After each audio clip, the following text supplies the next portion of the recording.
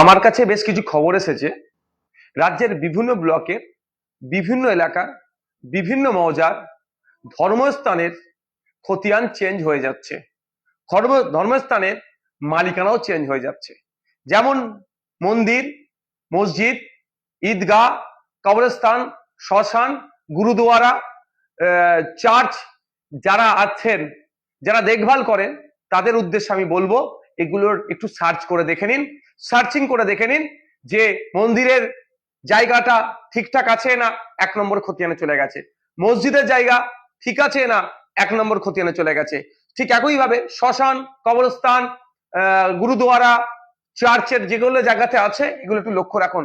কারণ আমার কাছে খবর আছে রাজ্য সরকারের বেশ কিছু অসাধু ব্যক্তি এই জায়গাগুলোকে 1 নম্বর খতিয়ানে দিয়ে অনলাইনে যখন সার্চ করছে রেকর্ড নট ফাউন্ড করাচ্ছে, পরে এগুলো হয়তো কাউকে বিক্রি করে দিতে পারে বা অন্য কোনো খারাপ কাজে ব্যবহার করতে পারে।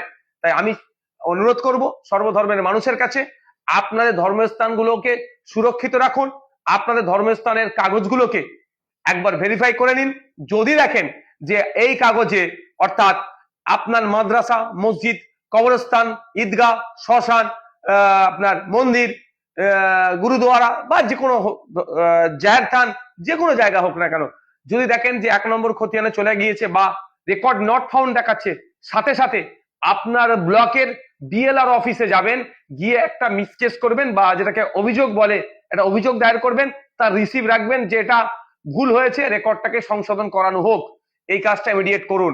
অন্যথায় রাজ্য সরকারের বেশ কিছু অসাধু মানুষজন আছে, তারা এটা খারাপ ইন্টেনশন নিয়ে, ব্যাড ইন্টেনশন নিয়ে এই ধরনের কাজগুলো করছে, যা পরবর্তীতে ধর্মস্থানের মর্যাদা, সম্মান কিন্তু অক্ষুণ্ণ নাও থাকতে পারে।